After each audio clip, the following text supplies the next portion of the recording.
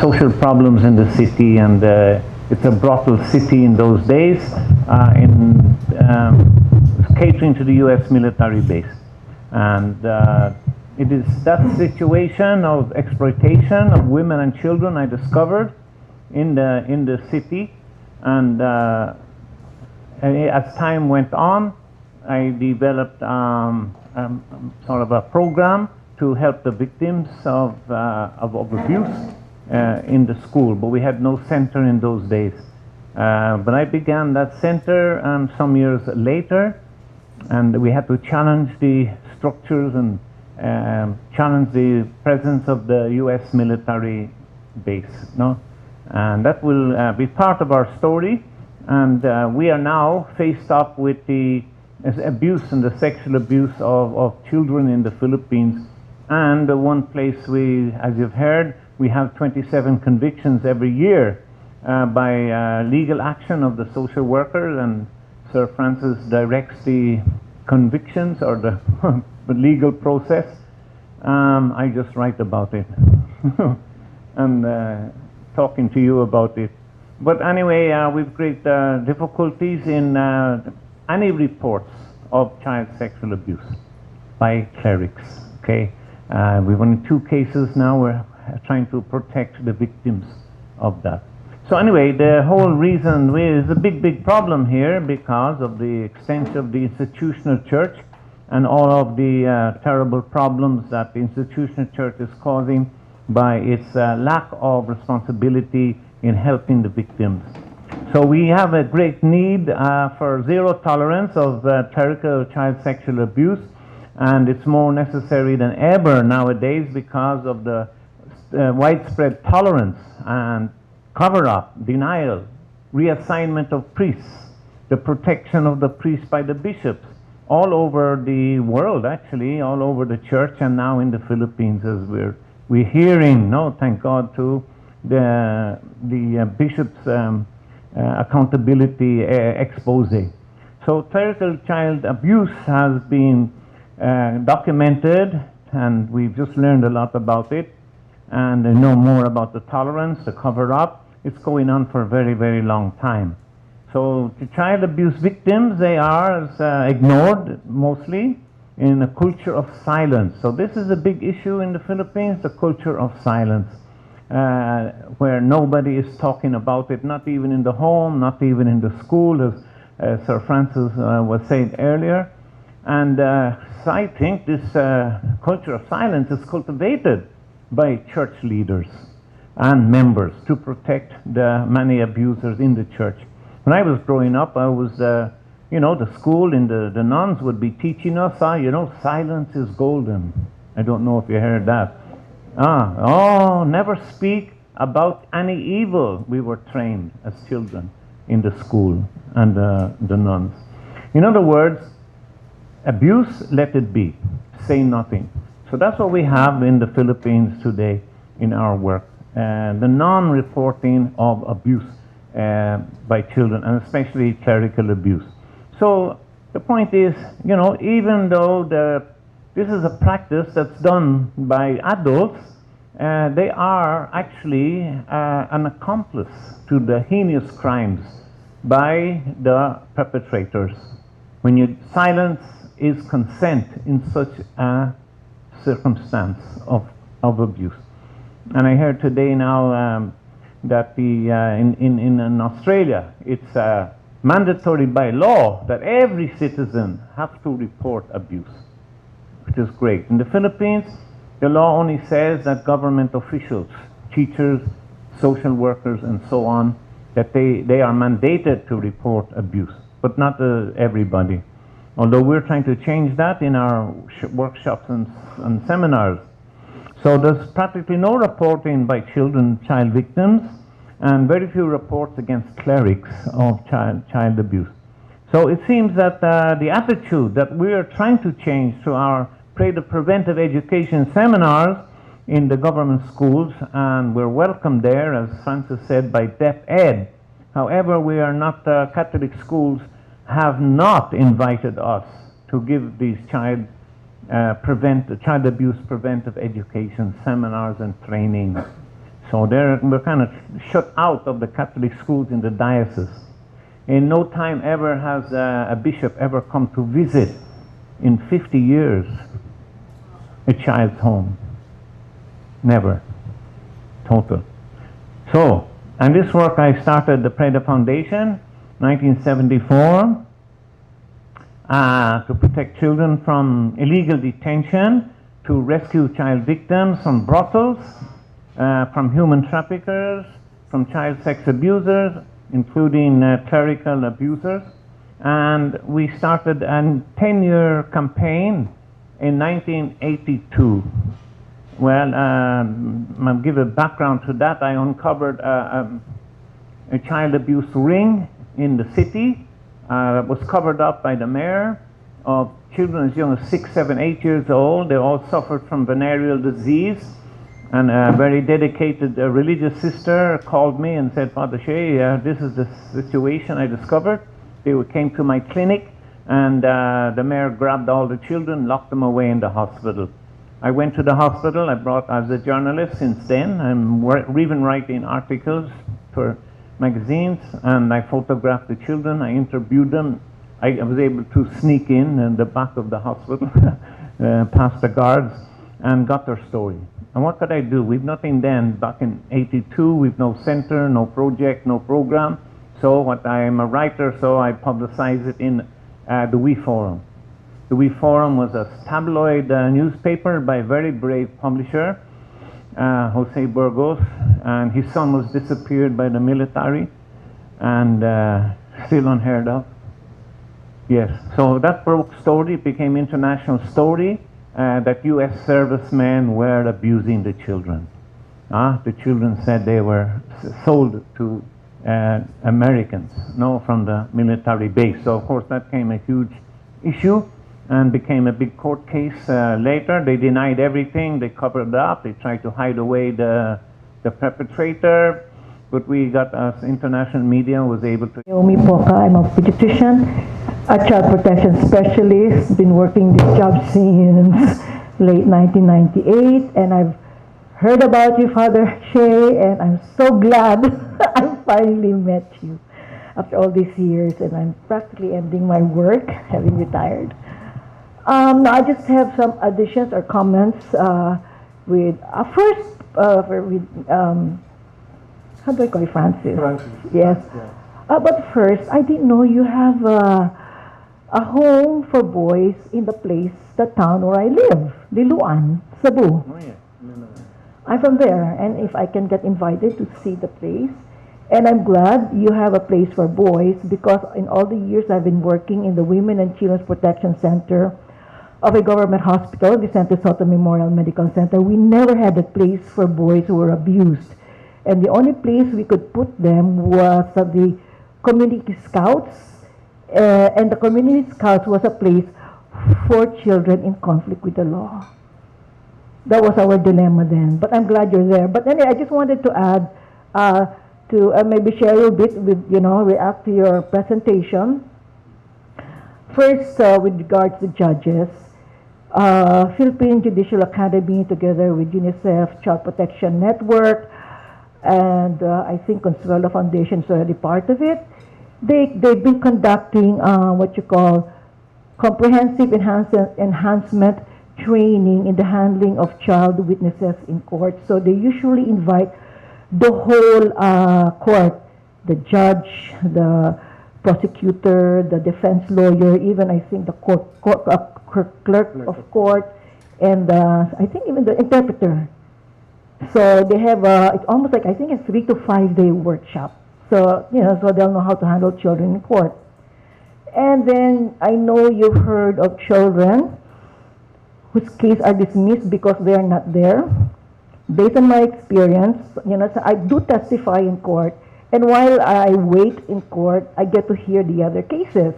So I hear about these children, okay, dismissed because this child didn't appear. So what I do, because many of those children came from our center, I ask our social worker, please locate these children, find out why they were not in court. They never received the subpoena. So check that, because sometimes the subpoena will be sent to the police station, So we don't know if the police would have, sent the subpoena to the child or to the barangay captain. So you can look into that. That's one. No, that's why we have a residential center. Well, that's good, yeah, but They say they say, but what's really nice Other cases in the community. for the other cases, if you learn about it, Of course. yeah. So that's what we've been doing. And then another thing also that's, you can say it's a progress in the work of police investigation, and I think it's the you can say probably because I work in Cebu. We have the International Justice Mission there who are currently they've been working on traditional sexual abuse, and they moved to trafficking, and now they're on online sexual exploitation. And what they do, they train the police investigators. So anyway, long story short, eventually now they're working in such a way that both the prosecution and the law enforcers will work together so that the police officers can do a better investigation. Because true, the only witness in court in child sexual abuse cases is a child. Sometimes, child and the doctor. And more often than not, for child sexual abuse, more than 95%, even say 98%, you don't have physical evidence of any injury for sexual abuse, even if they were raped 10 times or whatever. It's always a child. So we always say to the police, you need to do investigation. Now, sometimes they actually, you look at it. Our police officers are, I don't want to demean them, they're college graduates, but they're dealing with lawyers who are, like PhD. So, the minds are, sometimes I hear the lawyer saying, bad at the police investigator. Because they never work together. But they're working on that now, actually. That's what I know. And lastly, Republic Act 7610 is being improved. They're amending some laws. And one of our members, the safeguarding team, is part of the group in the Department of Justice wherein they're going to change at least the part of mandatory reporters. And we told her, include the priest as the church as a mandatory reporter instead of just government doctors, the nurses, and head of a hospital, and teachers who work in government government schools. So yes, and one last thing, priests always have to have a ghost signal from their heads, right? I once asked a priest friend, why don't you talk about domestic violence in your pulpit, your sermon, or talk about child abuse? We have to wait for a ghost signal from our boss. A ghost signal. They have to ask permission. They have. I won't. And they say his boss. They cannot just say anything, in the pulpit. That's what he told me. So. Because the pulpit is going to be a good place where you can do prevention, awareness, things like identification, things like that. So that's my set of sharing.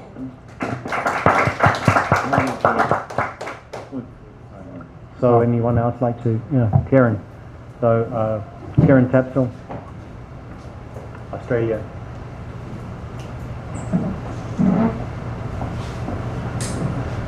One of the findings of the Australian Royal Commission was that opportunity is a huge factor in child sexual abuse. And one of the reasons for the drop-off has been, for example, the collapse of the altar boy system. No boys want to be altar boys anymore. And also they've closed down all the orphanages, the boarding schools. And you've started up your own boarding schools. And I was just wondering what sort of precautions you take to make sure that the people who are in them and employed in them are not having that opportunity. Well, they'll have the opportunity, but what are you doing to safeguard the children who are in there from your own staff?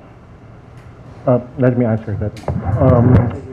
As in any other organizations, we have a very strict child protection policy for the protection of the children and for the protection of our own staff. So it's all in place. Everyone is oriented as to the child protection policy of the staff. It includes instructions how to conduct counseling sessions, for example. So we do not allow our social workers to conduct one-on-one counseling with a child in a secluded room in the foundation. Our offices have transparent window glasses so that whatever is happening inside the rooms are visible from other people. In our Center for Girls, no male staff is allowed. I don't stay in our home for girls. Father Shay doesn't stay in the home for girls. We do not have access to the children in the absence of social workers. So, or in the home for boys as well. We've learned that from 50 years of experience, how to protect children and how to protect staff. In our orientation with our staff, we say that we tell them that PREDA exists for the children and not for the staff. And they know that we will not tolerate any kind of abuse within the PREDA Foundation. So that's what we do at PREDA. And since Cebu was mentioned by Dr. earlier, actually we were in Cebu last year, and it is true that disappearing witnesses is a big problem in Cebu. We talked with 5 family court justices there, 5 family court judges there in a meeting in the chamber of the executive judge, and he requested us to start a center for girls who are victims in Cebu, and that emphasizes how important it is to protect the victims so that they can be healed and empowered and testified in court when required by the prosecutor. And we are actually going forward with that plan of starting a new center for girls in Cebu. If you know actually of a place in Cebu that we can convert into a home for girls, we are looking for one outside of Cebu City where it is more conducive for rehabilitation and living for the girls. Okay, and in-house child protection, no, absolutely essential. We have also a training for all the staff. And you know, in the Philippines, it's a very strong cultural huwag sumbong, no, never tell, like what we're trained as kids, no, silence is golden. We have to break that in our training for our staff. You have to, if the staff abuse a child, they must report that to us, you know, or else they'll be fired. You know about it, you heard about it, you never reported it, sorry, you have to go. We can't keep you here. And so, of course, we investigate, of course, that what happened. And the big thing in finding out what goes on inside the center is to have the presence of international volunteers, interns, international and local, from psychology courses and social workers who are in training. They will be every day in the children's home observing. So they are also like watchdogs of all the way. So in our homes, very strict rules and program of positive, always everything is positive in dealing with the children.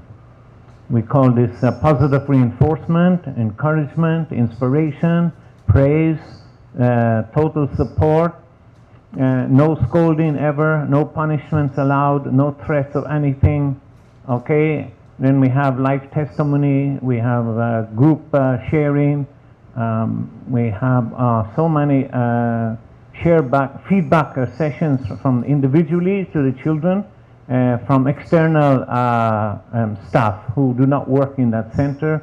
We can talk to those children privately. So if there's anything that happens bad to them or their friends, we know about it.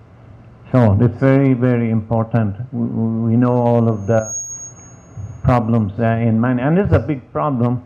we only had a big meeting recently, a big challenge to the Senior Bureau of Standards Director of the Philippines, who came, rushed all the way to PREDA with her stuff because of a challenge to the DSWD Bureau of Standards of not implementing proper the standards. And we at PREDA were able to share their concerns about the failure of the DSWD Bureau of Standards. So they said they work now to correct many of those deficiencies that that goes on in many, many centers, as we know. Yes, it happens, but not in a PREDA home. Thank you. Anyone else like to come to the microphone for questions of these two gentlemen? Yep, okay. So Anne Barrett Doyle from bishopaccountability.org. I don't know where to begin because listening to you makes my heart so full because it's just been, Susie and I took a look at the Philippines 10 years ago, and then Susie built this database again, updating it. And the change that we've seen in the Philippine bishops is so superficial. They now say the right thing, and they wait for the attention to die down. And case after case, the trail goes totally cold. You're helping me understand what happens. There is a case that we've documented where the Archbishop said with a sneer, talking about the accuser, a 17-year-old girl alleging rape, that she didn't even show up in court despite subpoenas. Well, there may be many explanations for why that girl didn't dare do that. I really don't have a question. I'm sure a ton are going to occur to me, but Cardinal Tagley is quoted saying, for us, us meaning the Asian approach, exposing persons, both victims and abusers, to the public, either through the media or legal action, that adds to the pain. And I think it's part of the culture of silence that you're talking about. I think Susie and I have been feeling a little bit self-critical. I shouldn't speak for you, Susie, but being outsiders coming in and stirring the pot like this, it is our work, it's what we've done. But still, this is the first time that a survivors organization hasn't recruited us to do this, because there is no survivors organization for clergy sex abuse victims in the Philippines that we know about. And but listening to you, it makes me realize maybe only outsiders could do this. And what's been very gratifying is not only are we getting lots of incoming reports from Filipinos right now, but also the comments on articles. The generalization about the Filipinos to a person being deferential to the church, that's not true. There's a lot of anger out there. And I'm hoping that, this is planting a seed.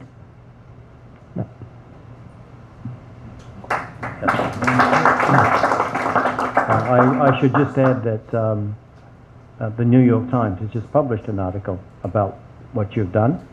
So that's international news. You don't get much bigger than the New York Times. We only have time for one more question because we have to take a CR break. For those of you who are not Filipinos, toilet break, closet room, CR. You have to learn these phrases or you won't survive here. All right, so anybody else for a final comment? Sister?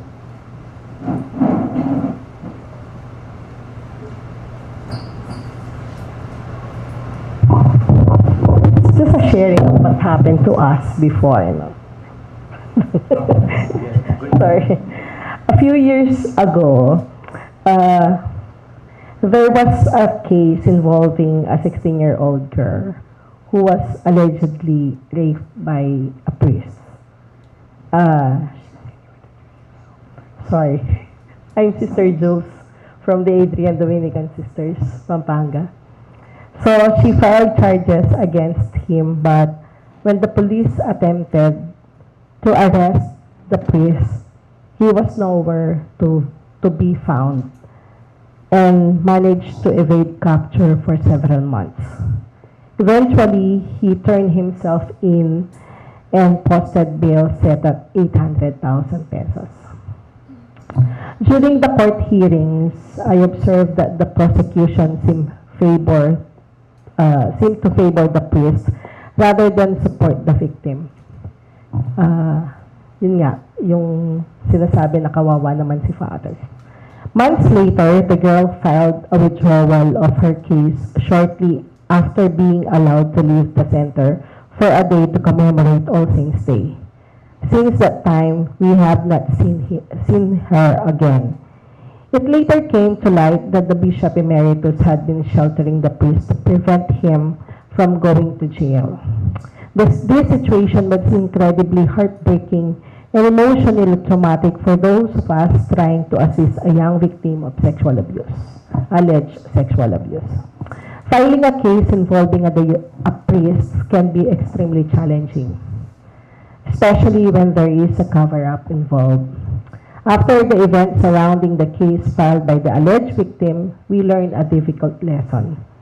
Perhaps in the future, we should consider sending a complaint letter directly to the Vatican. First, since you mentioned the age of the victim, that is why it's important that the new law was passed, increasing the age of sexual consent. So it is now 16. And because of this new law, in these cases, consent is immaterial. You only have to prove that the sexual activity happened and the age of the victim, that she is below 16 years old. And that story actually highlights why it is important to protect the victim.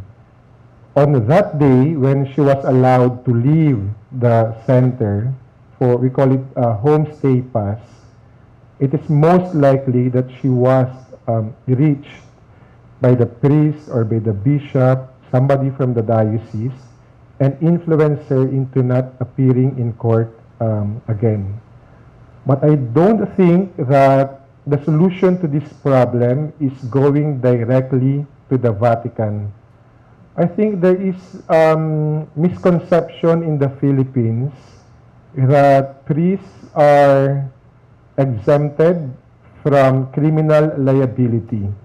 When I inform somebody, actually in the work of child protection, that there is one priest in Tuguegarao charged in court in jail, she told me, surprisingly, is it now possible to bring court cases against a priest in the Philippines?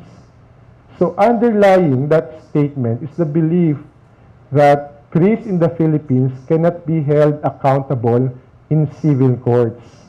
For us at PREDA, I think the best way forward is to open the road for filing cases in the civil courts and at the same time helping the victims. Can I just ask something? You said the age of consent has changed, but if the rape occurred of a 13-year-old before the age of consent changed, is that priest off the hook? If it happened before 16, it was 12.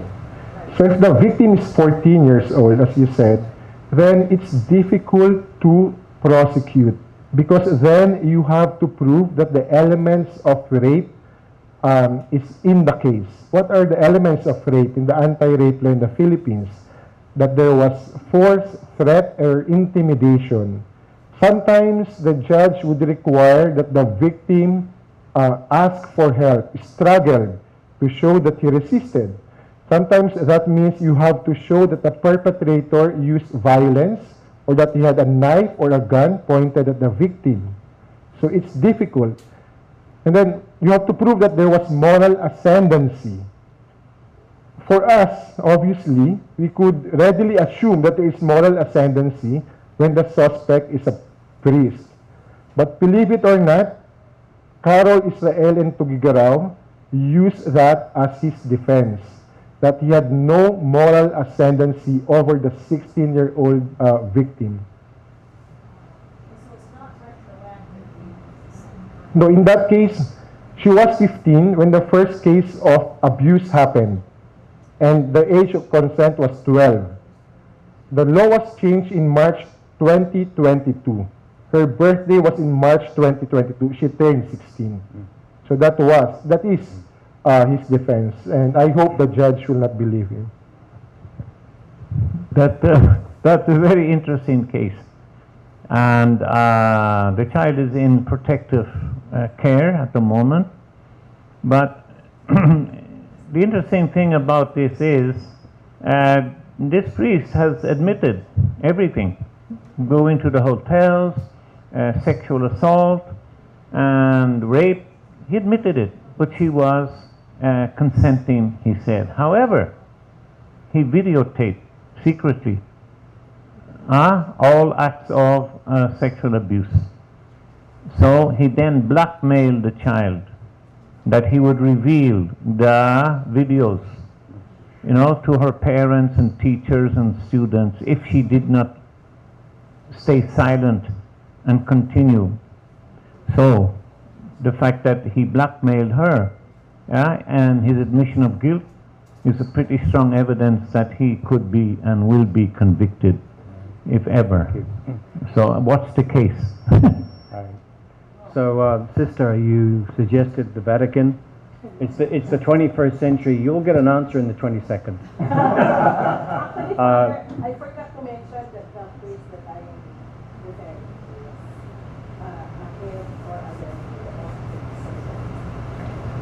So I'm sorry, we're going to have to draw it to a close because we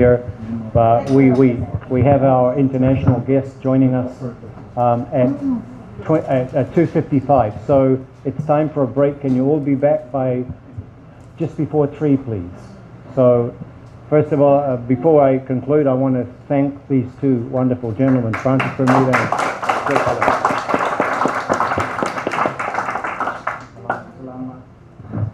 Okay, we'll take a break. Break time.